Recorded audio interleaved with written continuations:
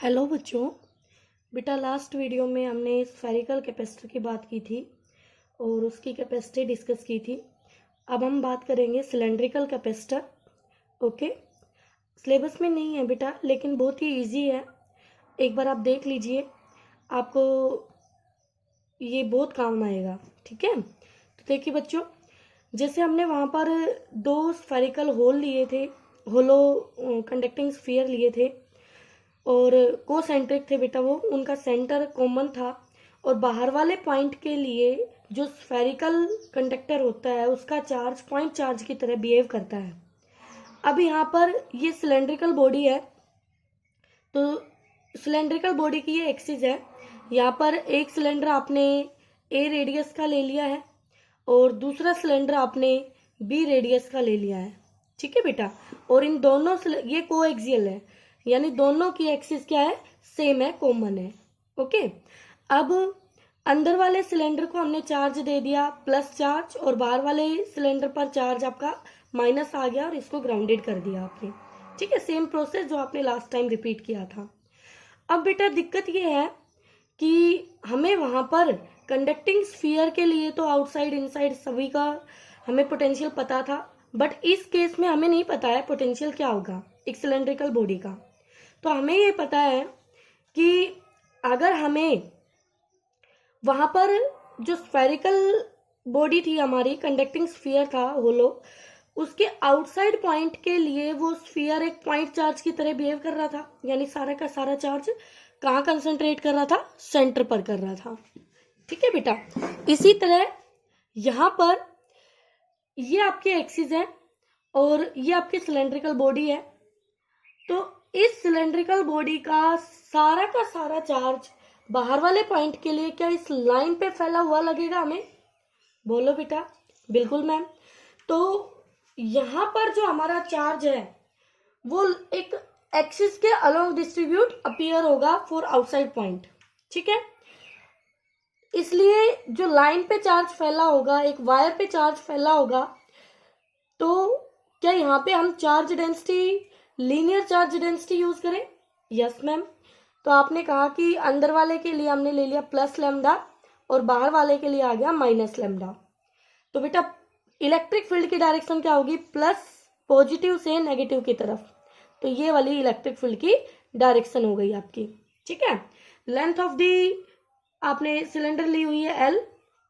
Okay, इसके सारे characteristics की बात हो गई है। अब सुनिए, जो बाहर वाला सिलेंडर है उसका रेडियाई बड़ा है तो बी ग्रेटर देन ए से। अब हमें एक बहुत ही इंपॉर्टेंट रिलेशन पता है, E dot D R equal to delta V. ठीक है, तो हम इसी मेथड से फाइंड आउट करेंगे, क्योंकि हमें क्या चाहिए, हमें लैम्डा की टर्म में चार्ज तो मालूम है, जो उसकी लेंथ है उस पर टोटल चार्ज क्या वो फैला है, तो क्या वो अपॉन में एल लैम्डा ही तो होगा। लेकिन अब हमें चाहिए potential difference between two plates. तो यहाँ पे टू कंडक्टर्स, बोलो बच्चों, तो टू कंडक्टर्स के बीच का पोटेंशियल डिफरेंस आपको चाहिए। तो पोटेंशियल डिफरेंस निकालने का तरीका हमें पता है, E dot D R method से। E dot D R method से अगर यूनिफॉर्म आपका फील्ड हो तो v equal to E into D कर लेते हैं हम, और अगर नॉन यूनिफॉर्म हो तो हम इस तरह इंटीग्रेटिंग मेथड को यूज कर लेते हैं। ठीक है, तो बेटा क्या होता है, डेल्टा v यानी v2 minus v1 equal to minus E dot T R. तो स्मॉल पे लेके टोटल के लिए क्या करते हैं, इंटीग्रेट। तो इनर रेडियस से आउटर रेडियस तक आपने क्या कर दिया, इसको इंटीग्रेट कर दिया। ठीक है, जहां तक आपका इलेक्ट्रिक फील्ड है, जहां से लेके जहां तक इलेक्ट्रिक फील्ड है, तो उनके बीच का इनिशियल पॉइंट ए है और फाइनल पॉइंट बी है, तो हम उसी के बीच लिमिट अप्लाई करेंगे। ठीक है, तो V2 क्या है, आप कहां से कहां जा रहे हो, अलोंग द इलेक्ट्रिक फील्ड की बात कर रहे हो, तो फाइनल नेगेटिव वाला, यानी इस हमने मान लिया आउटर वाले सिलेंडर वाले पॉइंट पर V2 पोटेंशियल है और अंदर वाले पे V1 है। तो V2 नेगेटिव को रिप्रेजेंट कर रहा है बेटा, V negative minus V positive. Okay, ठीक है मैम, माइनस अब R1 को, इनर रेडियस को क्या A से रिप्लेस कर देंगे और R2 को B से रिप्लेस कर देंगे। Yes ma'am. अब सुनो बेटा, क्या हम अलोंग द इलेक्ट्रिक फील्ड जा रहे हैं? यस। तो यहाँ पर ई डी आर कोस 0 बनेगा। Yes ma'am. बेटा सबसे आसान तरीका यही होगा, आपको चाहे पोटेंशियल डिफरेंस किसी का भी निकालना हो, हाई में से लो का निकालना है, लो में से हाई का निकालना है, आपको अलोंग द इलेक्ट्रिक फील्ड चल के और स्मॉल डी आर के कोरस्पॉन्डिंग पोटेंशियल डिफरेंस निकाल के इंटीग्रेट करना है। फिर जो आंसर मांगा है उसके अकॉर्डिंग आप अपना आंसर चेंज कर लेंगे, क्योंकि लास्ट में जाके प्लस माइनस का ही तो चेंज आना है। ठीक है, तो यहां से बताओ बेटा, electric field due to a wire आपको पता है, तो यहां से किसी भी आर डिस्टेंस के लिए क्या 2k लैम्डा बाई आर होगा, डी आर कोस 0 बिल्कुल होगा। तो यहां से अब बताइए, लास्ट वीडियो में बताया था ना कि जब हम ग्राउंडेड करते हैं किसी बॉडी का तो उसका पोटेंशियल 0 होता है, तो इसका पोटेंशियल आपने 0 पुट कर दिया, minus V positive equal to minus 2k lambda बाहर हो गया बेटा, 1/r डी आर हो गया। अब 1/r का इंटीग्रेशन नेचुरल लॉग r हो जाएगा, लिमिट a टू b लग जाएगी। अब यहाँ से 2k लैम्डा और लिमिट अपर लिमिट माइनस करके लोअर लिमिट, क्या उसको हम एल एन बी अपॉन ए लिख सकते हैं, बिल्कुल लिख सकते हैं। अब हमें ये पोटेंशियल मिल चुका है, ठीक है। अब हमें क्या करना है, by definition C equal to Q upon V apply करना है, और C इक्वल टू क्यू क्या है, क्यू पॉजिटिव प्लेट का चार्ज होता है, तो यहाँ पे पॉजिटिव प्लेट का चार्ज हम उसको क्यू ही रख लेते हैं, आगे चल के देखेंगे। अपॉन में 2k lambda L N B upon A value put कर दी बेटा। अब देखिए यहाँ पर हम किस किस की वैल्यू पुट करने वाले हैं, के की वैल्यू पुट करेंगे, electrostatic force constant which is equal to 1/4 pi epsilon naught. Lambda की वैल्यू पुट करेंगे, lambda equal to charge upon length, जिस लेंथ पे वो चार्ज फैला है।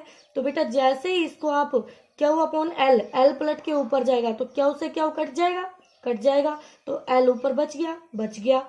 फिर के की वैल्यू रखी 1/4 पाई, 4 पाई ऊपर जाएगा तो 4 पाई एप्सिलॉन नोट, तो 2 से 2 4 पे कैंसिल हो गया, तो 4 कैंसिल हो गया, तो यहाँ बच गया 2 पाई एप्सिलॉन नोट, और एल अपॉन में बच गया सिर्फ नेचुरल लॉग बी बाई ए। ये आपका आ जाता है रिजल्ट। तो बताओ बेटा, बहुत ही आसान सा रिजल्ट था। आपने किया क्या, इसमें कुछ भी नहीं करना, सिर्फ इतना ध्यान रखना है कि जब भी हमारे पास, जब हमें सीधा सीधा पोटेंशियल डिफरेंस नहीं मालूम है तो हम क्या करेंगे, फाइंड आउट करेंगे। उसके लिए हमारे पास बहुत ही अच्छा एक इम्पोर्टेंट रिलेशन गिवन है, वो रिलेशन है ई डॉट डी आर वाला, ठीक है, इलेक्ट्रिक फील्ड का पोटेंशियल ग्रेडियंट के साथ जो रिलेशन है। ओके बेटा, अब आपने क्या किया है, यहाँ पर बस पोटेंशियल डिफरेंस निकालना है, तो इसके लिए आपको ये ध्यान रखना है कि हम हमेशा अलोंग द इलेक्ट्रिक फील्ड जाके स्मॉल डिस्टेंस के लिए पोटेंशियल डिफरेंस लेंगे और फिर टोटल के लिए इंटीग्रेट कर देंगे। ठीक है बच्चों, तो यही किया हमने। हम अलोंग द इलेक्ट्रिक फील्ड चले तो V2 माइनस V1 किया हमने, और minus E dot D R apply किया, limit initial to final apply कर दी, ए टू बी अप्लाई कर दी, फिर फाइनल पे V माइनस पोटेंशियल, इनिशियल पे V plus potential, V minus potential grounded है बेटा, उसको हमने 0 पुट कर दिया, माइनस में V प्लस, तो ये इन दोनों का डिफरेंस ये आ जाएगा V प्लस। ये एक्चुअल में ये डिफरेंस ही आया है, दो प्लेट का पोटेंशियल डिफरेंस, ठीक है। और ये आपके पास आ जाता है 2k lambda natural log b by A. फिर हमने अपनी कैपेसिटर की डेफिनेशन में पुट कर दिया, कैपेसिटेंस की में चार्ज अपॉन पोटेंशियल की वैल्यू रखी, तो ये रिजल्ट हमारा निकल के आ गया। अब इस पे एक छोटा सा क्वेश्चन है बेटा, कि इनफाइनाइट लॉन्ग वायर है, इस पे पॉजिटिव चार्ज फैला हुआ है, ठीक है, और इसकी चार्ज डेंसिटी क्या होगी, बोलो, लैम्डा आएगी, सिग्मा आएगी, रो आएगी। तो बच्चों लीनियर चार्ज डिस्ट्रीब्यूशन है तो कौन आएगी, लैम्डा आएगी, ठीक है। फिर एक ही वायर है बेटा, उसी वायर से अलग अलग दूरी पर दो पॉइंट ले लिए, एक पी पॉइंट ले लिया, एक क्यू पॉइंट ले लिया। पी पॉइंट R1 दूरी पर है, क्यू पॉइंट R2 दूरी पर है, और कहता है find the potential V Q minus V P equal to कितना आएगा, ठीक है। तो आपको पोटेंशियल डिफरेंस बताना है कि पोटेंशियल डिफरेंस कितना आएगा, ठीक है बेटा। तो ये आपका टास्क है, इसको आपको करना है, बहुत ही आसान सा है। आप पी पॉइंट पे चेक कर लीजिए, फिर आप क्यू पॉइंट पे चेक कर लीजिए, दोनों का डिफरेंस।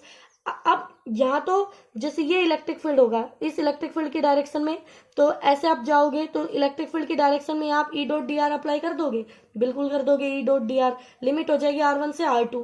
अगर यहाँ we Q minus V P की जगह वीपी माइनस वी क्यों पूछा होता, मतलब ऐसे पूछा होता, तो आप इस तरह नहीं चलते, इलेक्ट्रिक फील्ड के अपोजिट में नहीं चलते, नहीं, आप अलोंग द इलेक्ट्रिक फील्ड ही चलिए और जो आपका रिजल्ट आए उसको फाइनली लास्ट में जाके चेंज कर दीजिए। ठीक है बेटा, तो आप सिलेंड्रिकल कैपेसिटर कर लेना।